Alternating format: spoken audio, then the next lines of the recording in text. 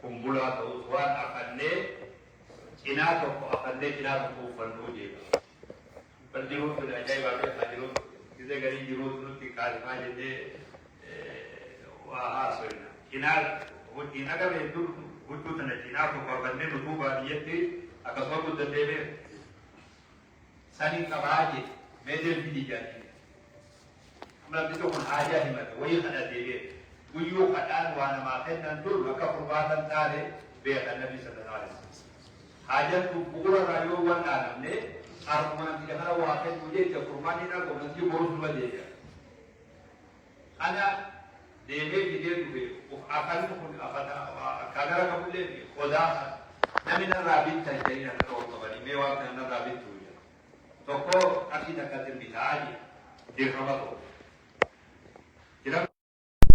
Mee namni naa dabalu jira jaaniin hatta nabumaa jechallee to baruccoo wanni sun waan bitanii agasunda bittullee humaa sii gootuu mibe mee namni naa dabalu jira jaan qarshii dirhama tokko hanaami namni dabalee narraa bitu jennaan tokko dirhama lamatti isinirraa bitaa je qodaa sanii fi afata dullacha san irraa fuudhanii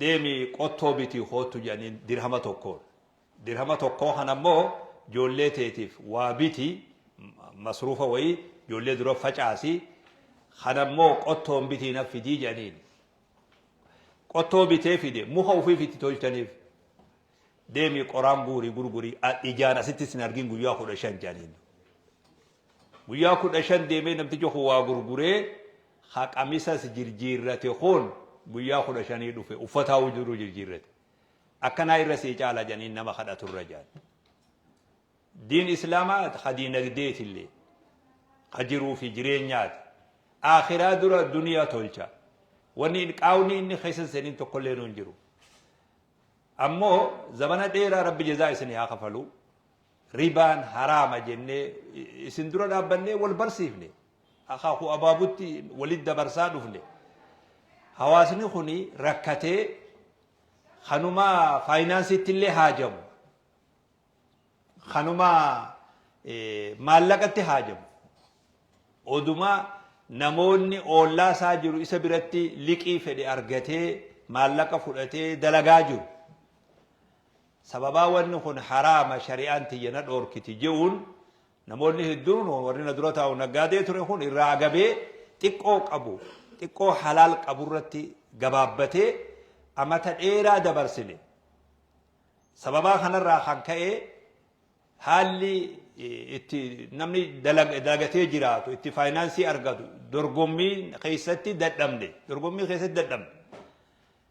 hatta gargaarsuma gara mootummaatiin taasifamullee biyya sana keessatti nama harka qal'eeyyiif haalli mijaa'ullee itti sharrakuu dadhabne wanni kun ribaatu keessa jira yoo fedhe zabana tokko dirdhawaa wan jiru maal jedhanii waan takka maakiroo faayinaansi waan sanii biyyi surree akka isin beeytan naannoon akka jirutti naannoon baadiyyaas ta'ee magaalaas harkirra jireessi muslima ammoo namni tokko waan sanirraa waan fudhatu duuba bakki biroo immoo qaamni biroo dukkaanota xixiqqaa fi hatta warri kuduraa magaalarra taa'ee gurgurulleen achirraa faayinaansii fudhata sababaa kana warri kun rakkatee warri naannoo dirdhawaa kun akka mootummaa akka bulchiinsa naannoo dirdhawaatti illee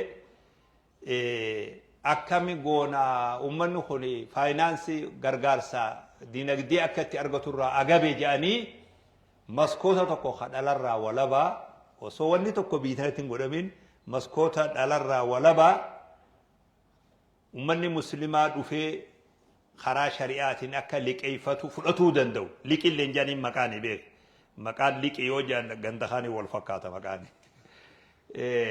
godhanii waan godhan sanirratti ani durataa boordii waan sanii ture yoo ummatumti kun argate jennee seennee laallee abbaa re'ee horsiisuu barbaadu hawloon horsiisuu barbaadu bishaanis naannoo baadiyyaa jiru matoora bitanii fi obaasee kafaluu kiraa fudhate waan adda addaa akka hawaasni itti faayinaansii argatu itti yaadamee ture rakkoo tana furuuf baankiin jiraachuu akka qabdu hayyoonni biyya kanaa itti dhaqqabanii gaafa mootummaan dursun jirtu baankiin zamzam hayyama kajeelchisanii hayyamni akka kennamuuf sheer gurgurtee biyya tana waliin geesse biyya teenya tana dirree waa fa'aasillee hin beekne ani sheer gurguramee cinaan tokko gammachuu keessa osoo hawaasni jiru hatattamumatti wanni suni dhaabbattee jedhanii numa isin hundi numa yaadattanii mee wansa hedduu rifatee hawaasni rifatee namni mudhiin adda citte sunis maaliif godhame gaafa san yaaduma gabaabaa tokko baankiin dhalarraa walabaa ta muslimaa yoo biyya tana dhaabbatte hawaasni jiru bal'aan muslima waan ta'eef baankiiree biroo laamsheessiitu mala waan ju'u sodaa mallasitti hasaasan gurratti akkasii beekaa ganumaa bar waan birootiifi bar intaatu xiqqoo yeroo faa dhaabbatuu jaame gaafiin kun gaafii yeroo dheeraa ture deddeebi'aa ture haalli jijjiirama ammaa kun hoggaa dhufee haalli amma mootummaan biyyi Itoophiyaa keessa jirtu jijjiiramni kun hoggaa dhufee wanni sun deebisaa argate jechuudha. Deebisaa argatee baankiileen hayyamante baankii afur amma jirti jechuudha. Raammis dabalatee baankii afurii jira shabeellee jedhanii jira baankiin. Amma yeroo haalli kun argamutti deebisaa dhugatti abbaan fedhe deebisaa hin dandeenye mootummaan amma jiru deebisee wanni kun waan laafaa biidu. wareegama itti kafalele jechuun ni mala waan kana deebisuuf laaftutti bi deebisaan kun argame haa ta'u wanni barbaanne sun argamte wanni argamte sun akka barbaachisetti deemaa jirti amma asi gaafendu barbaadanii waa fiduu osoo hin ta'in wanni godhameef baankiin tun hojjette ummanni faayinaansii argate hawaasni ittiin jiraate hawaasni ittiin jiruusaa jirjiiree yoo qabeenyi dinagdeen biyya tanaa keessatti gama duraa dhiibde maal rakkoo qaba waan jiru maal rakkoo takkan qabu waan jiru ta'e amma ree dorgommiin teenya maal fakkaati hoggaa jennee namni gaafa san hawwaa ture baankii tana barbaadaa ture yeroo har'a argatetti itti fayyadamiinsi isaatii fi hamileen inni baankii tana guddisuuf qabuu fi yaanni inni qabu maal fakkaata jennee lafatti hoggaa gabbuufne hagas hunda ta'ee mul'atu. harreen gaaf tokko jedhan harreen gurra kana ol qabdee waraabessi ilaalee masaaraa gurguddaa gurran seene inni beek waan akkana dhaabbatu ilaalee wallaahi wanni kun adagaadha jedhee sodaate jaallu sodaate hidhannoo tun masaaraan kun masaaraa laafaa miti jedhee sodaate jaan harreetan harreen ufumaaf akkana goggootee bar gurraa jettee garsiiftee jaaltu akkas in beeyne inni duraan nuti hogga dura dhaabbatu orinnu san humna jabduu seenamne heddulleen sodaataa ture laakiin hoggaa lafa gadhufne gurra taane gurra harree jechuudha akkas akkan taane baankii tana nutilleen akka nama tokko nu laalchifti hawaasa keenya barsiisuuf ammas hawaasni gaafa dura asii baddeessaa kana ol dhaqan gaaf tokko ribaan mudawwara uffatee dhufe dhorkaa jee kitaaba khutbaa qareesheetiki tokko masgiya tokkotti dhugaadha haqasaatii beek numaatu qaraasise beek numaatu barsiise baga akkas godheetu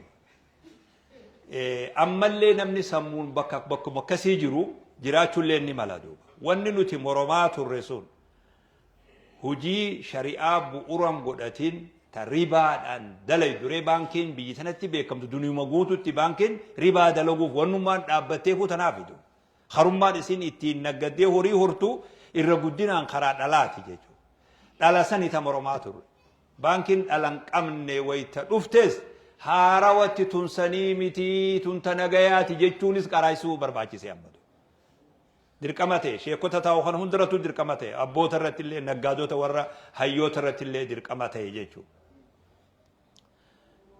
wanni carraan wagar gizee garii hogga dhalatan carraalleen akka tokko ta'a baankiin tuni hoggaa hayyamamte dur bakka kanatti wanni maxxanfamu baankii raammes ta bu'uureeffamarra jirtu akkam jaa katabbiin sun zabana dheeraa hundeeffamarra jirtu jechuun laalaa ture katabbii sana amma maqaan baankii raammes jookun maqaan akkanaami baankii raammes ta hundeeffamarra jirtu jaa akkasin laalaa ture anilleen duuba amma hundeeffama san bira dabarree yeroo dheeraa findhee maqaa baankii ji'u moggaafnee maxxansine.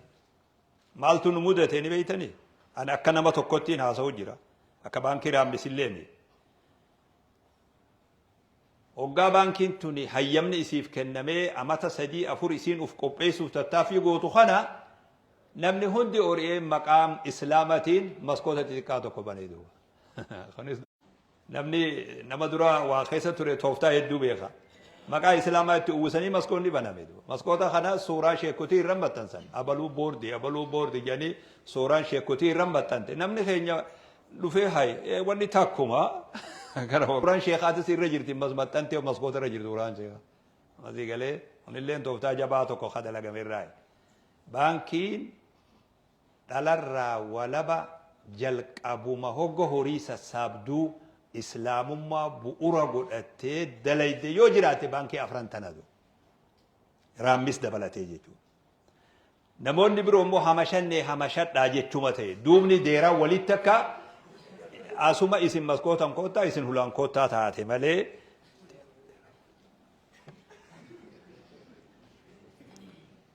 kuni haqiiqatti dhugaa jirtu nuti akka islaamatti wanni barbaannu waan dhalarraa walaba dhuguma saniin ta'e dhuguma saniin dhalarraa walaba ta'e waan san barbaanna haqiiqatti nuti amantii baankii qofaa fi nuti amantii diini nu ummata keenyaaf. Kanaafuu hawaasni keenya baankii tan akka gaariitti amma dhugaa naggaatu bu'aadha. Bu'aa argatu barbaada guyyatti waan argatu baatitti waan argatu torbaanitti waan yeroo garii namni bu'aa bu'uuran godhatu seenaadha baankiin tun seenallee sheenallee bee yoo sirrooytee karaa qabatte seenaadha nama seenaa hojjete jedhan nama horii naggade qofaame nama seenaa hojjete jedhama yoonif ammoo akka maleetti fashala finne immoo sheenaa ta'e tirfii fi bu'aan nuti kara birootiin argannu sunillee sheenaa san nurraa baasuu hin danda'u.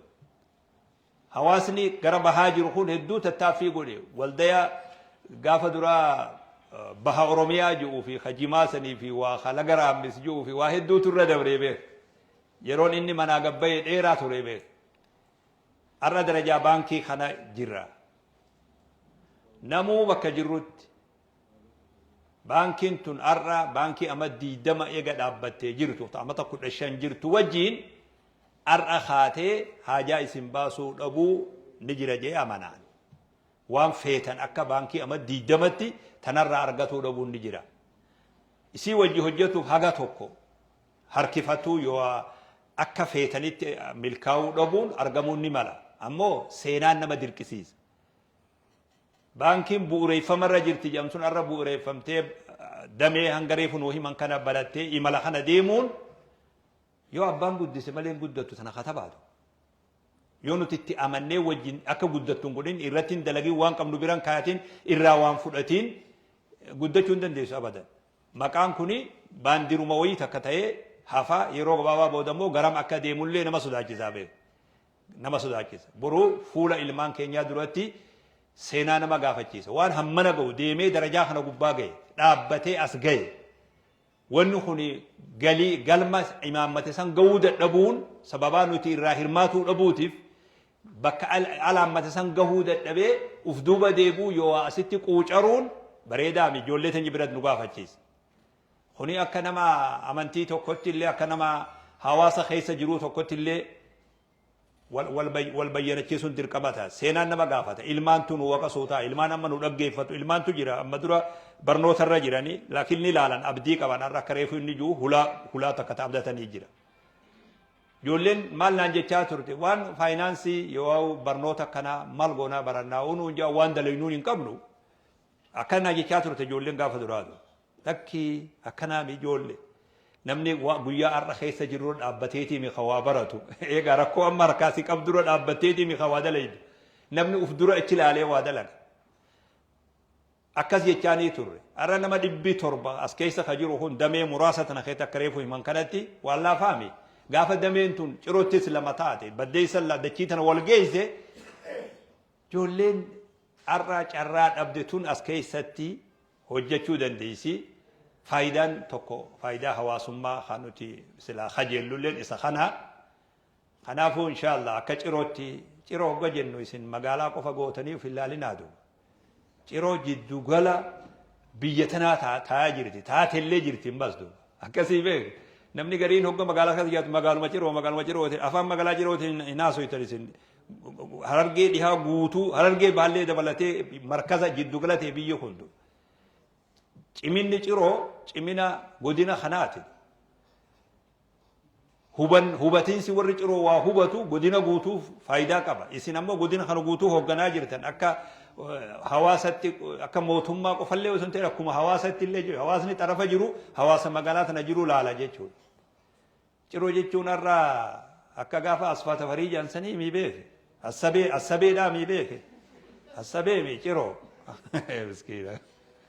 Masigala irraa assabeedhaa mi bari ciroo bara.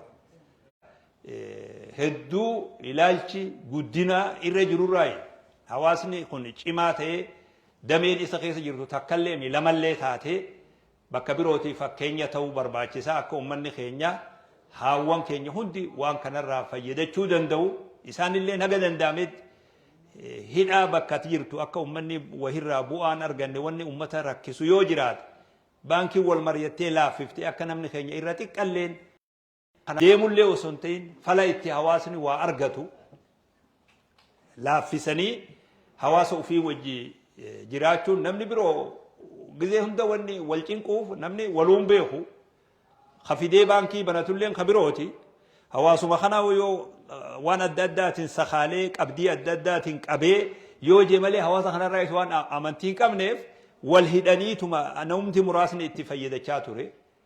Akka itti tokkoon nama kanaa waargatee mana kanarraa wajji mana kana wajji hojjetee ufillee jiraachisee mana kanallee jiraachisuu danda'u jarri keenyallee jalarraa ilaa gubbatti itti yaadamee fala mijjeessuun leennoo nama waa hedduu nagaafatuutu jira baankii raammisirrallee osoo hin ta'in rakkuma biroo waa fudhatu namni waa argatu sababaa waan namni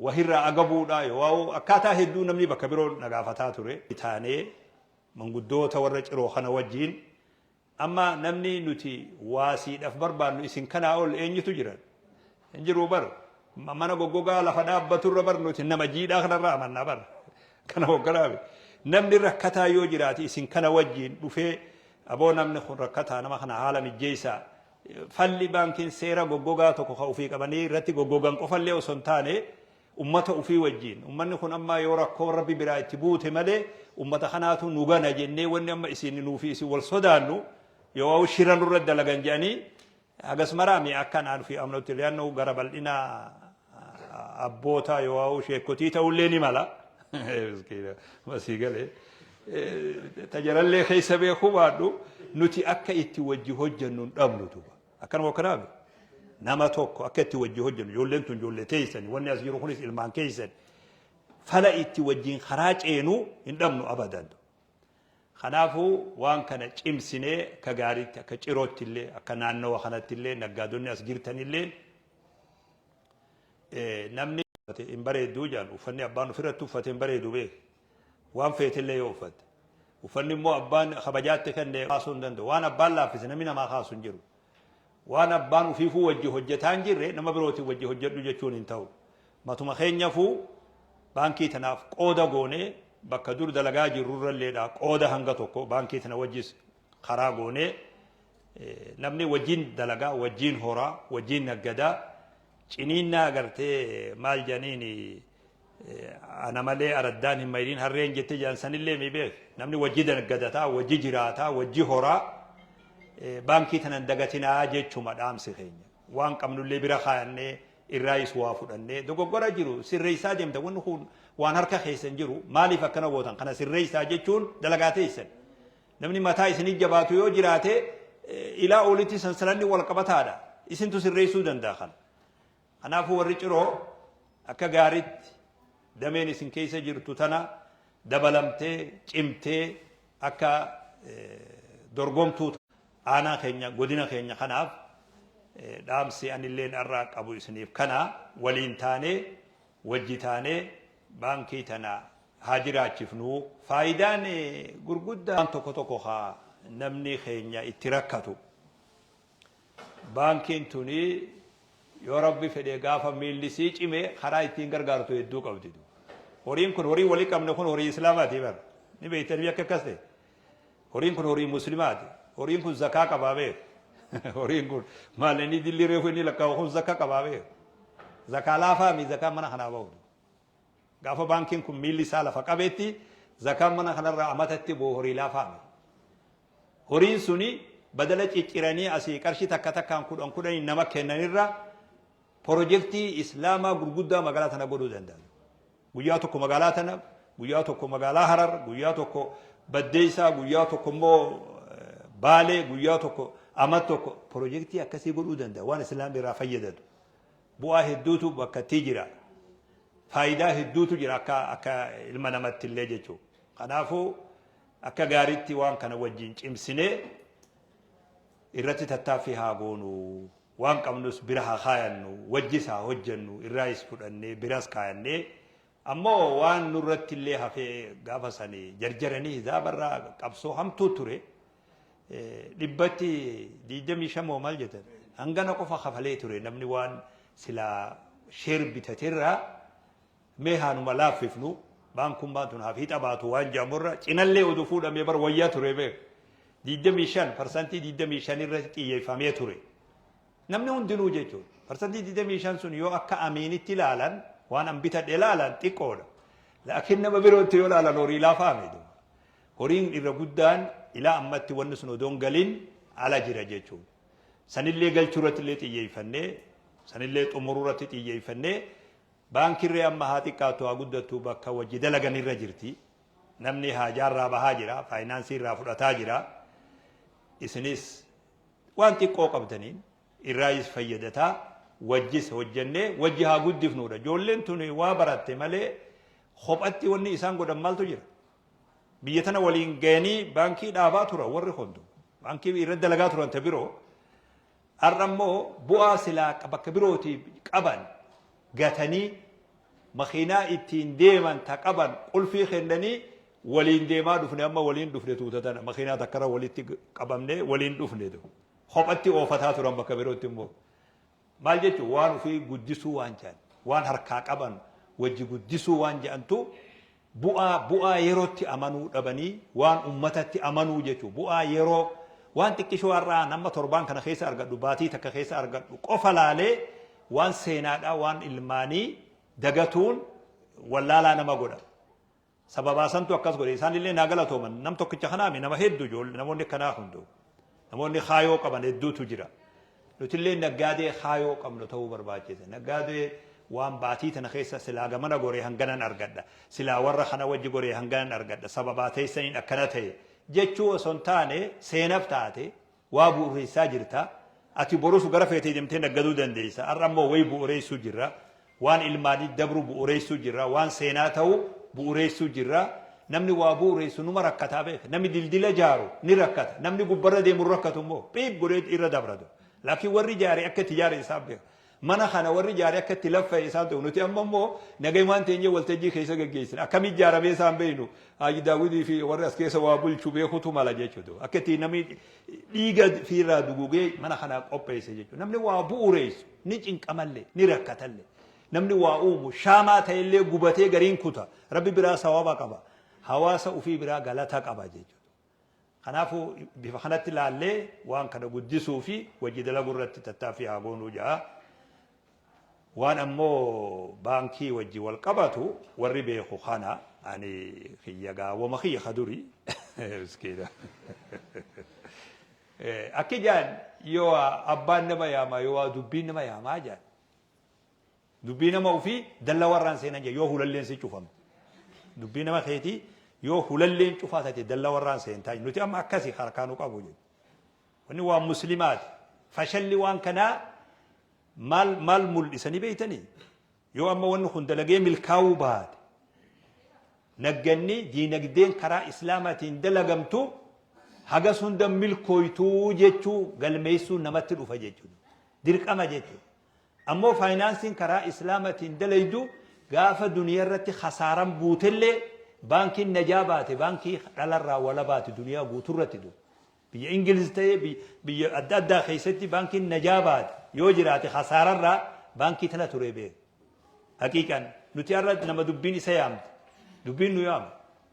Dalla warraallee inni seenna odoo hulaanuu cufaa taate. Guyyaa hunda yaamneen eeggatan. Guyyaa hunda namni waan ofirratti yaamina eeggatu. Namni waan ofirratti yaamina eeggatu waan nama waa beekuu mibar. Dhuga guyyaa yaamina eeggatan ni jira. Guyyaa yaamina eeggan ni jira. Yoo abbaan nama yaamaa yoo dubbiin nama yaama jedhan. Dubbiitu si yaama gaafa dubbiiteeti. Dubbiiteetu si yaama jechuudha. Yoo hanqinni akka wanni itti ijoolleen nama simatuu fi nama deemanii nama hulaatti dhadha'uu fi dubbisulleen hanqinni jiraate dubbiin nama yaamatu. Har'a nuti warra dubbii yaamtirraayi. Anillee nama dubbii yaamtirraayi beeku. Har'a qofa ciroo dhufee dubbatuudhaan jalqabarraa kaafnee wajji rakkachaa ture. Wanni sun akkamiin lafa qabatti jechaa wajji cinqamaa ture haga danda'amutti jechuudha. Walitti hayyisaa. Har'a immoo waan dhalatee ilma miilan deemu guddifachuu dadhabuun fashala tokko namni har'a jiruuf seenaadha godaan isan fayyine ta'a beeku. Amiin maal jeenaan ji guyyaa har'aa kana. Magaalaa ciroo jirra. Biyya markaza diinagdeen ummataatii fi siyaasaan ummatallee itti xabbasamtu itti bilchaatu jirraa beeku bakka itti marqamtu bakka laaftuu beeku asirraa amiinillee dubbatu jirraa beeku.